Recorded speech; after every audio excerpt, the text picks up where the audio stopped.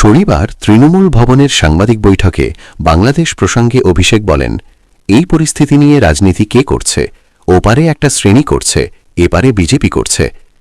বাংলাদেশে ময়মনসিংহের যুবক দীপু দাসের হত্যার পর প্রধানমন্ত্রী নরেন্দ্র মোদী, বিদেশমন্ত্রী এস জয়শঙ্কর কেন এক্স হ্যান্ডেলে একটি পোস্টও করেননি, সে বিষয়ে প্রশ্ন তুলেছেন তৃণমূলের সর্বভারতীয় সাধারণ সম্পাদক। দীপু হত্যার ঘটনা প্রসঙ্গে অভিষেক বলেন, তার বিরুদ্ধে বলা হয়েছে তিনি একটি নির্দিষ্ট ধর্ম সম্পর্কে কুরুচিকর মন্তব্য করেছিলেন। তার কোনো ভিডিও বা অডিও ক্লিপ কিংবা চ্যাটের স্ক্রিনশট পাওয়া যায়নি। পুরোটাই রটনা। রটাল কে, সেটা আগে খুঁজে বার করা দরকার। সম্প্রতি বাংলাদেশের একদল যুবক মিছিল করে হুঁশিয়ারি দিয়েছেন তারা শিলিগুড়ি করিডর দখল করে নেবেন। অভিষেক বলেন, এত বড় সাহস হয় কি করে? দুদিন বাদেই কলকাতায় কেন্দ্রীয় স্বরাষ্ট্রমন্ত্রী অমিত শাহ আসছেন। তার তো জবাব দেওয়া উচিত ভারত সরকার কি করছে। ভিডিওতে লাইক কমেন্টের সঙ্গে শেয়ার করতে ভুলবেন না। আর আপনি যদি ভারতবাসী হন অবশ্যই সাবস্ক্রাইব করবেন।